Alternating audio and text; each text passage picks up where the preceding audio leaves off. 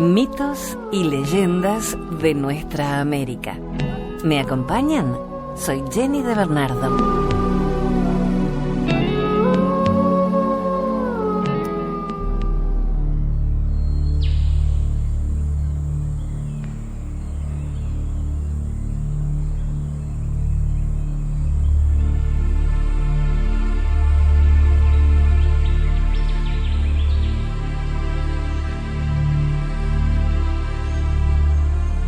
Las lamparitas del bosque, una leyenda mapuche.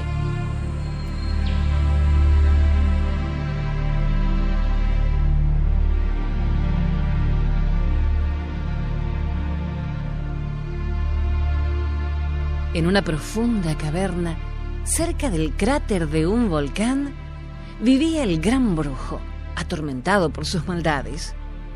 Era como el jefe de los brujos menores y de los brujitos. Pasaba inventando diabluras más o menos graves.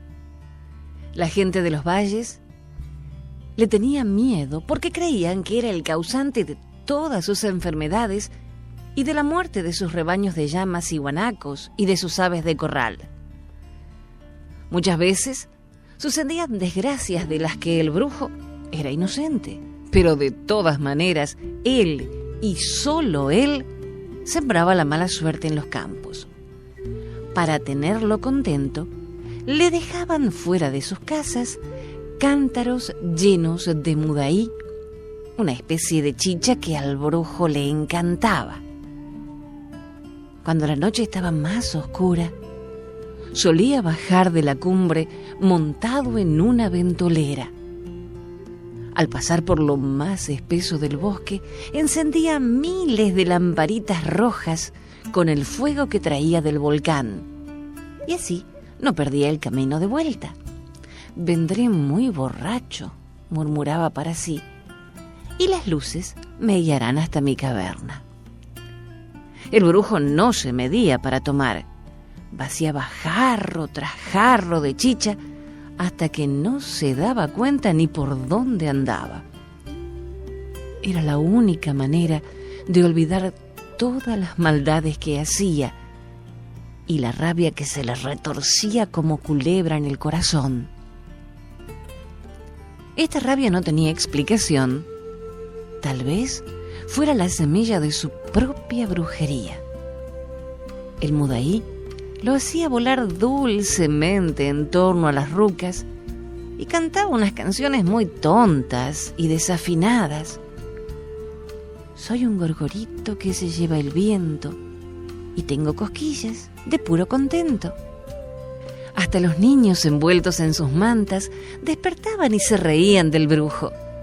Sabían que estando borracho no hacía daño a nadie. Y las risas infantiles caían como agua pura en el alma negra del brujo. Sentía una alegría rara al escucharlas, una especie de felicidad que le recordaba bosques vírgenes, frutos maravillosos, el nacimiento de las vertientes que conoció cuando él era un recién nacido y no había hecho ninguna maldad todavía. Entonces se preguntaba, ¿por qué tuve que ser malo?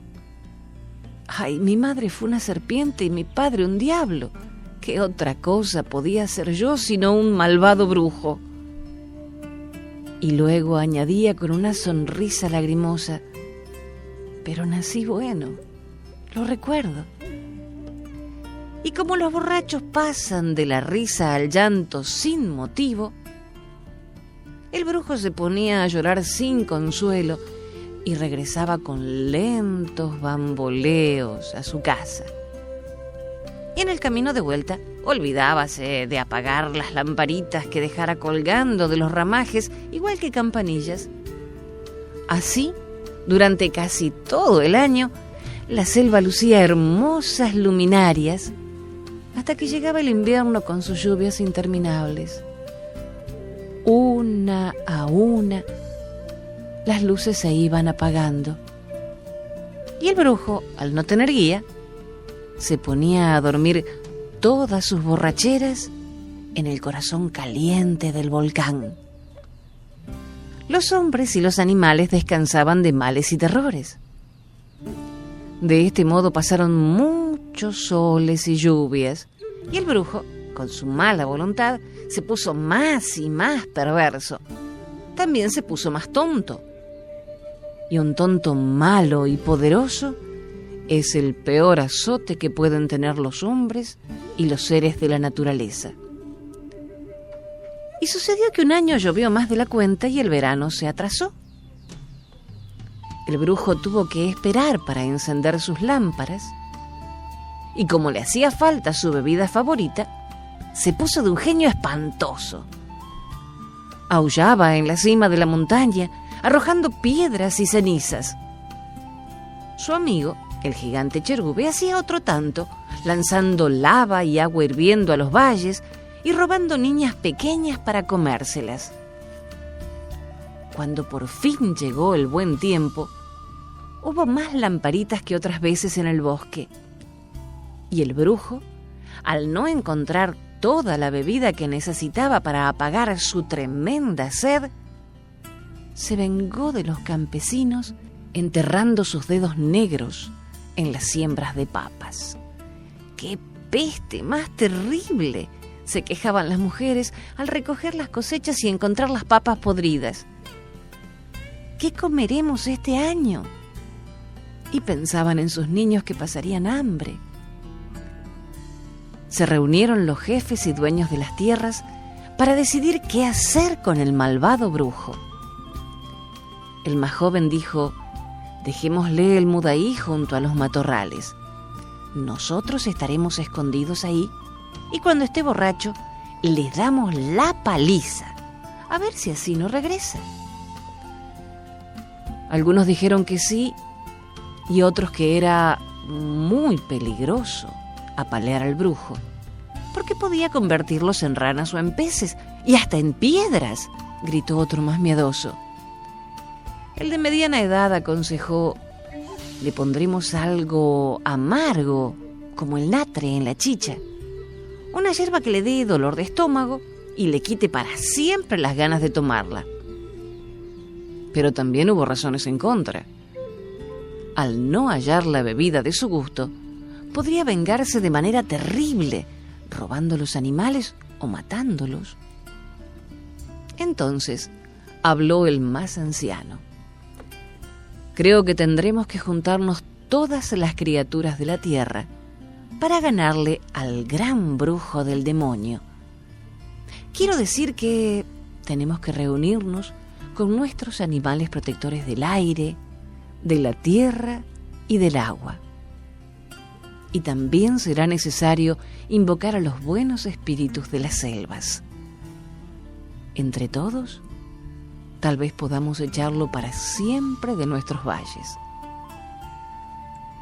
Esta vez, los jefes, los campesinos y los jóvenes estuvieron de acuerdo.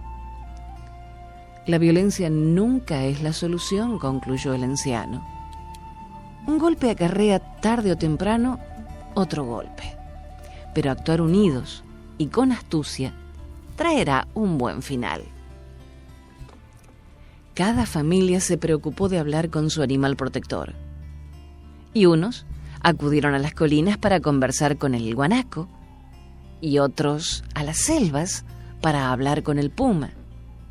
Los de la orilla del mar conferenciaron con los delfines, y los de la montaña con el águila blanca.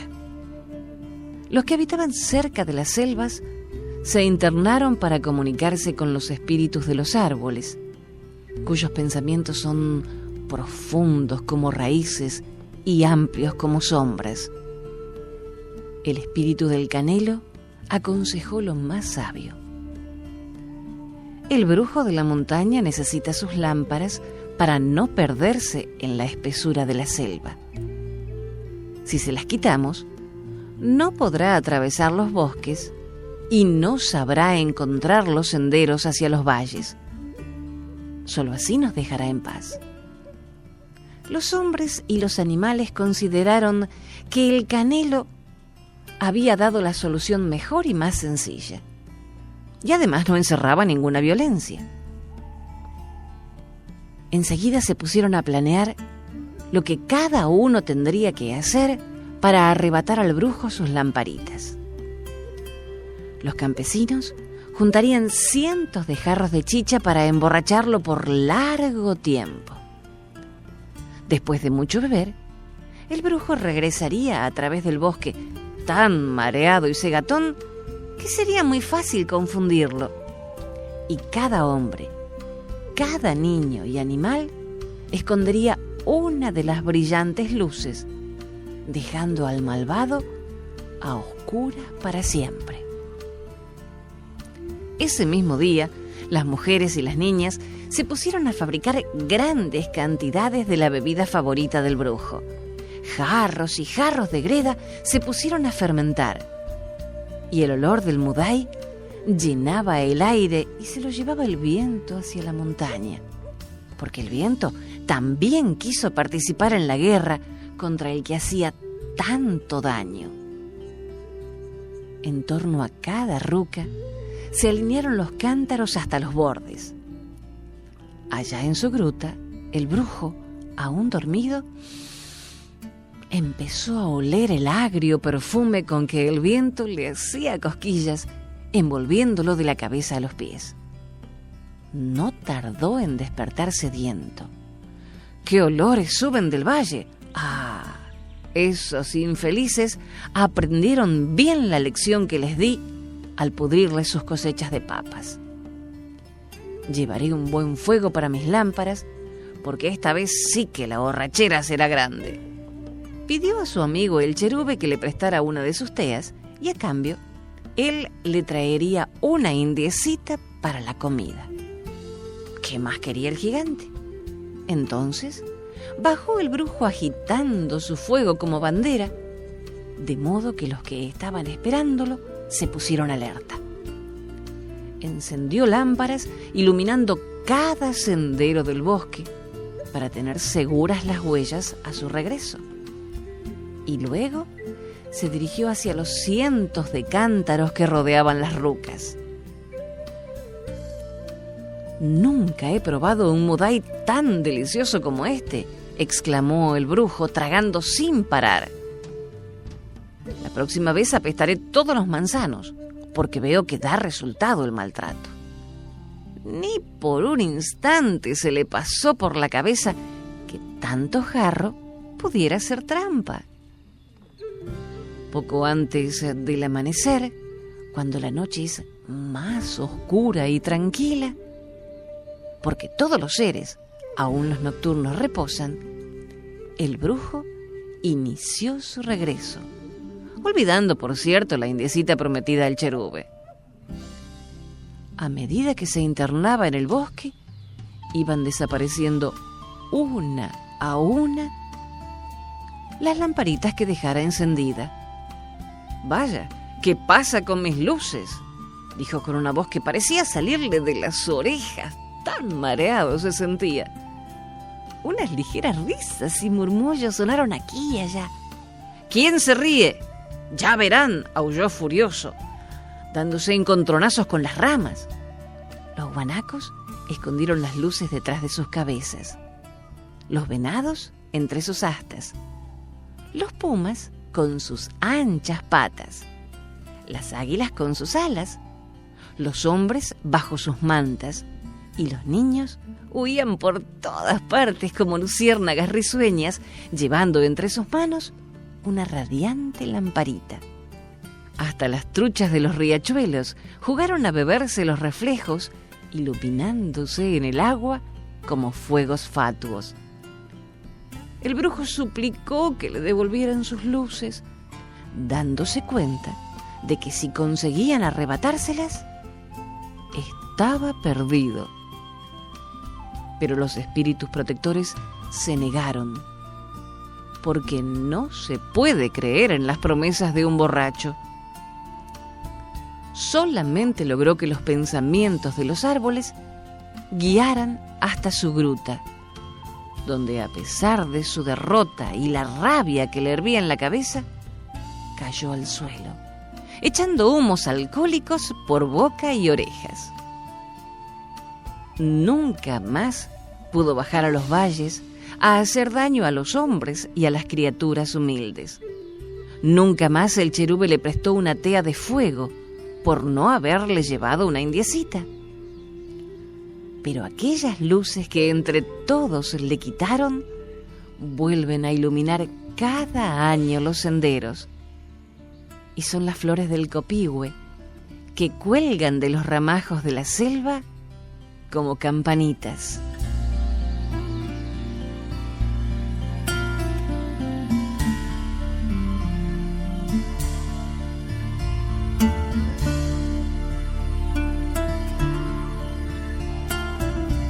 Hacemos una breve pausa y enseguida continuamos con mitos y leyendas. Nos acompaña la encantadora música tradicional de los Andes. Estamos conectados con la vibración musical en la vertiginosa sinfonía del tiempo. Nacemos escuchando las hermosas sinfonías de las aves, el viento que juega con los niños en sus inmensos campos, la cascada que produce el sonoro incomparable. Esta herencia innata y mística transmitimos a través de las canciones que plasmamos en sus corazones. Lo dice el grupo ecuatoriano Causac. Gracias por acompañarnos con su música.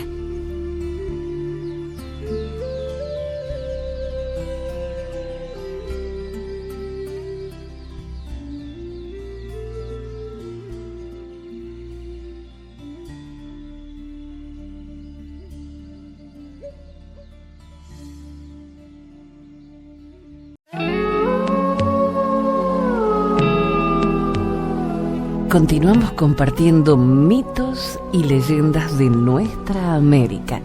Soy Jenny de Bernardo. Nos acompaña en la música el grupo ecuatoriano Causac.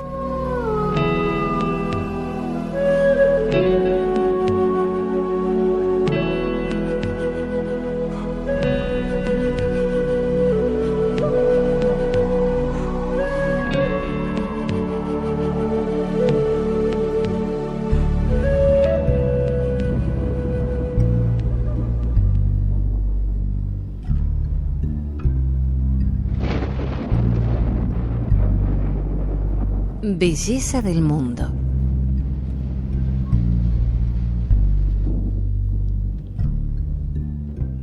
Había una vez un viejo y una vieja que tenían una hija tan hermosa que la llamaban Belleza del mundo.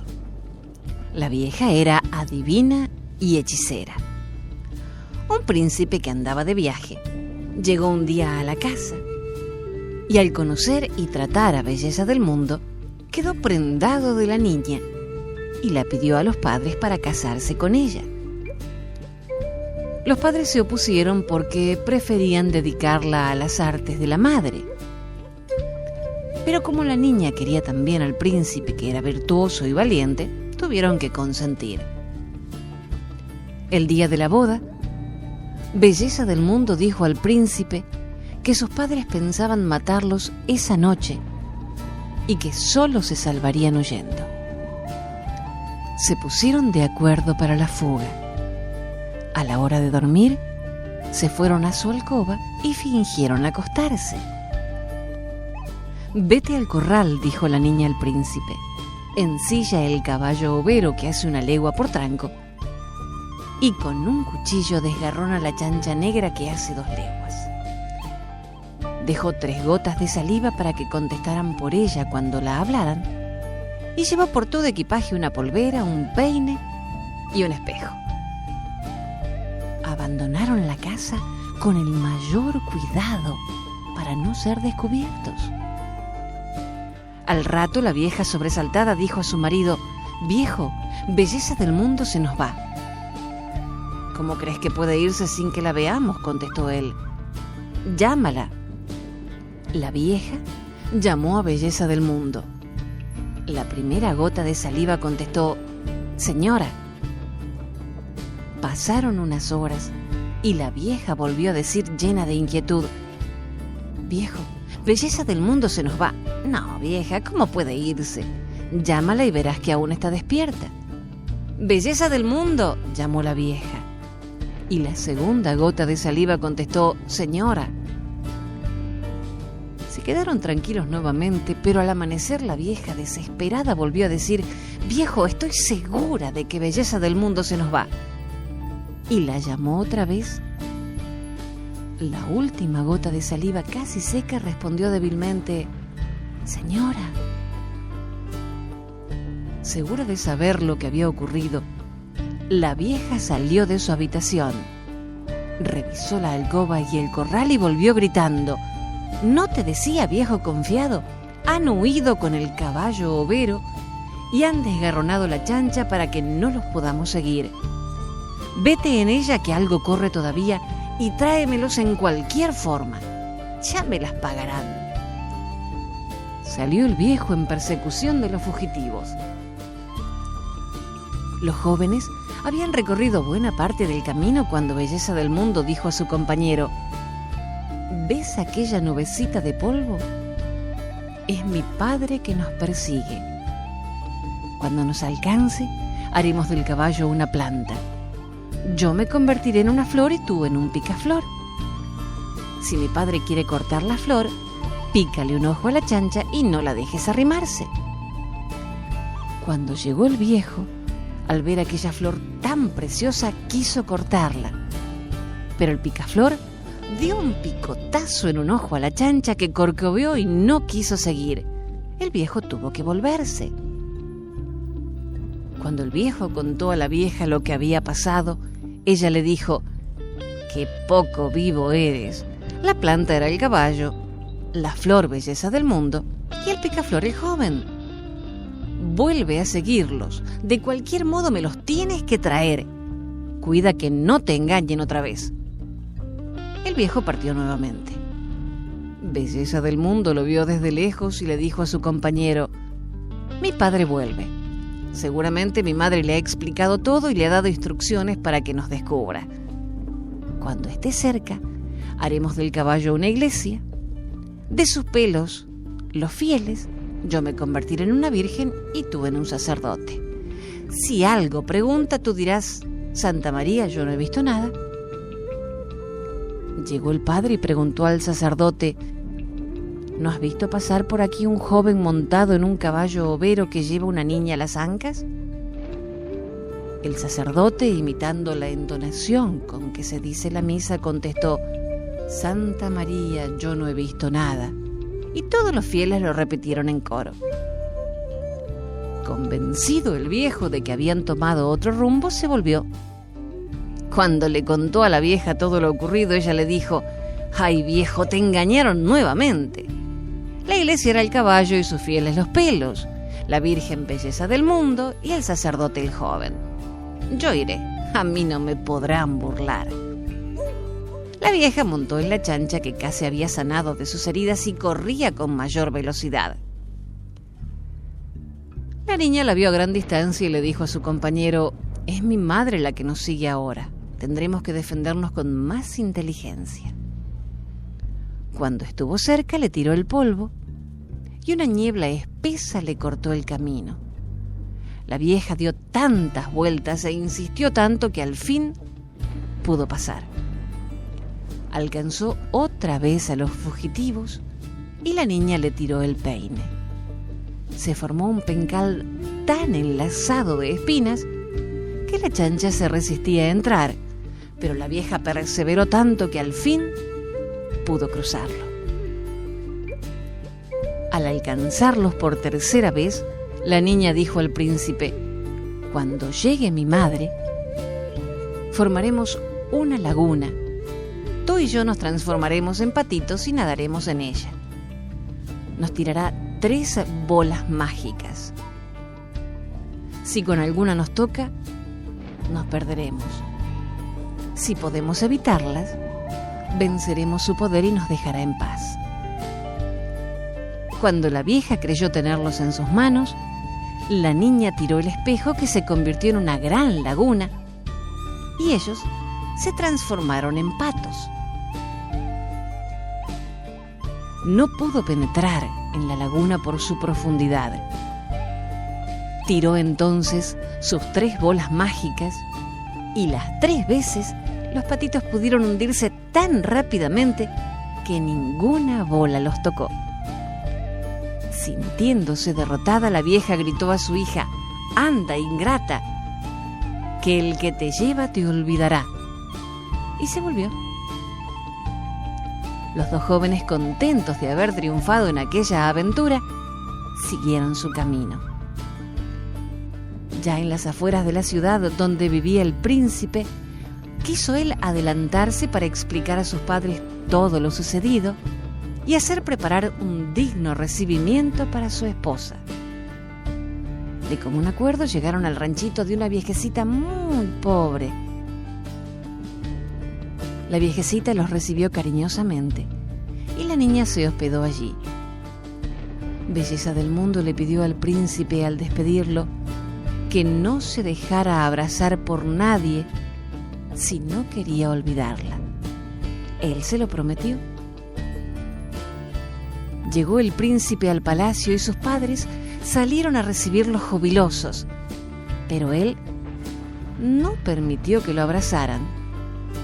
Así lo hizo con todos sus parientes y amigos, pero en un descuido, una perrita que tenía desde niño le abrazó las piernas y en el acto se olvidó de todo. Pasó el tiempo, el rey quiso casar a su hijo con una princesa y el príncipe aceptó. Belleza del Mundo, que seguía viviendo en el rancho de la viejecita, tuvo noticias de la boda y se presentó en el palacio el día en que se consagraba. Rogó que la dejaran hacer unas pruebas para entretener a la concurrencia con una gallinita y un gallito que hablaban. Se le dio permiso. Todos quedaron asombrados de la belleza de la joven y muy maravillado el príncipe, pero como había perdido la memoria, no la reconoció. Belleza del Mundo puso en medio del gran salón a sus animalitos. Ellos, entre vueltas y saltitos graciosos, dialogaron así: ¿te acuerdas, gallito, cuando mis padres después de casados nos quisieron matar? Cocó, que no me acuerdo. ¿Te acuerdas cuando desgarronaste la chancha negra y huimos en el caballo overo mientras mis gotas de saliva contestaban los llamados de mi madre? Cocó, que no me acuerdo.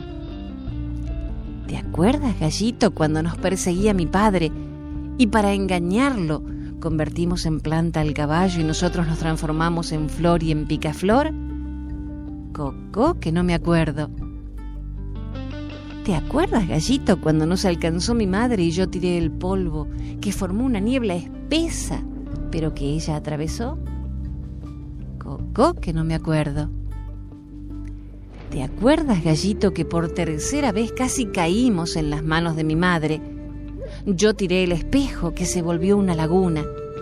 Nosotros nos convertimos en patos y que al no alcanzarnos con las 3 bolas mágicas, me dijo antes de volverse: ¿el que te lleva te olvidará? Cocó, que ya me voy acordando. ¿Te acuerdas, gallito, que al dejarme en un ranchito para anunciar a tus padres nuestro casamiento, te dije que no te dejaras abrazar por nadie, pero que en un descuido te abrazó la perrita y me olvidaste? Cocó, que ya me acuerdo. En ese momento, el príncipe, que estaba reviviendo lo que había pasado con el diálogo de la gallinita y el gallito, se acordó de todo. Abrazó a su esposa y la presentó a sus padres y al pueblo. El rey les regaló toda su fortuna y dejó a su hijo el reino. Y fueron felices, comieron perdices, y a mí no me dieron, porque yo no quise.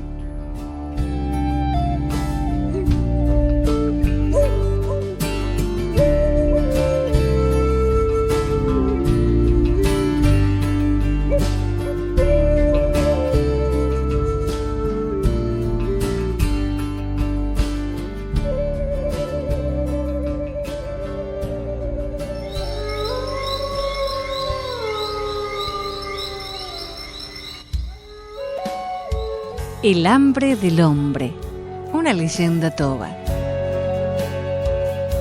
Otra jornada amaneció con un temporal de lluvia que se prolongó por varios días y provocó la escasez de alimentos.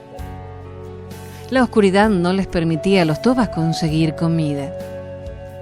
Les comenzaron a crecer dientes muy filosos, como los de palometa. El hambre se hizo insoportable y las parejas atacaron a sus hijos y se los comieron. Entre los adultos siguió la desconfianza y entonces nadie se animaba a dormir, porque cuando uno caía vencido por el cansancio, los demás lo consumían rápidamente gracias a sus filosos dientes. Un día, una mujer vieja se puso a moler. Para eso empleó un mortero y de esa manera anticipó la llegada de la época de las frutas. Salieron los rayos del sol y todo aclaró. Flacos y pálidos, los hombres y las mujeres se encaminaron para conseguir comida. Probaron las chauchas maduras, pero la carne humana que habían comido anteriormente les provocó náuseas. Se separaron en campamentos y retornaron a la forma de vida anterior. Finalmente, se reprodujeron y tuvieron paz.